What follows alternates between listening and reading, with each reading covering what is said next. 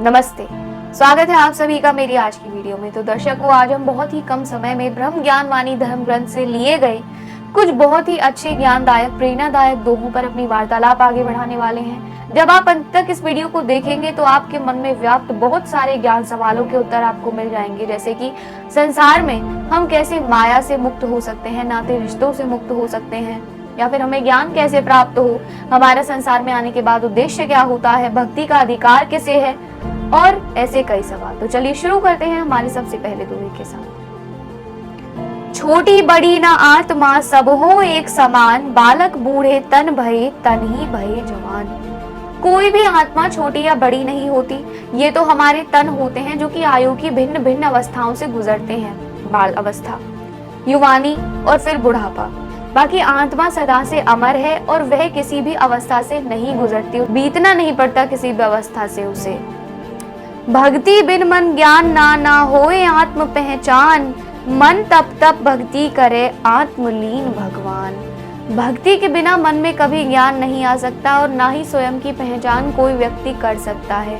जब एक बार मन अपने परमात्मा में लीन हो जाता है, और वह कब होता है, भक्ति में अपने मन को तपा कर एक व्यक्ति सक्षम हो पाता है परमात्मा में लीन होने में, अपने आप को पहचान पाने में और उस तत्व ज्ञान को अपने मन में धारण कर पाने में।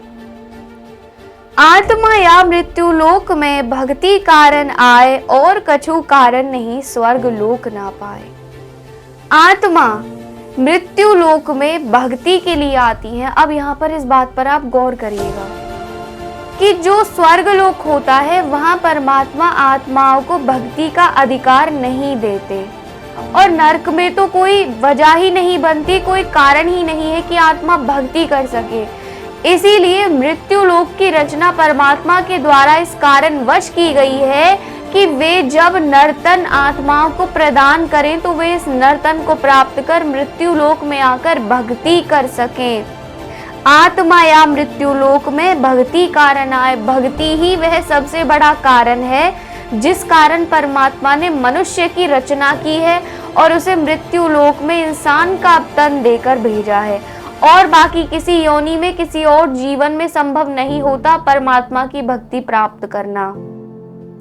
स्वर्ग लोक भक्ति नहीं जो माया भगवान, धन्य धन्य वे आत्मा भक्ति करे महान। धन्य धन्य है वे आत्माएं जो कि महान भक्ति को प्राप्त कर पाती हैं, भक्ति कर लेती हैं, क्योंकि भक्ति केवल वही आत्मा कर सकती है जिस आत्मा के पास तन होता है, और तन भी नर तन होता है। और स्वर्ग लोक की आत्माओं के पास तन नहीं होते, ना ही नरक लोक की आत्माओं के पास, पाताल लोक की आत्माओं के पास तन होते हैं।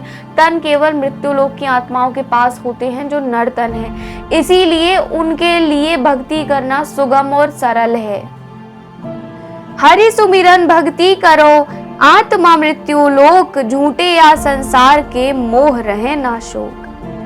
हरि सुमिरन रूपी भक्ति जो आत्मा संसार में करती है, उसका मोह जो संसार में लगा हुआ होता है, उसका शोक जो संसार की वजह से उसे होता है, सब कुछ छूट जाते हैं।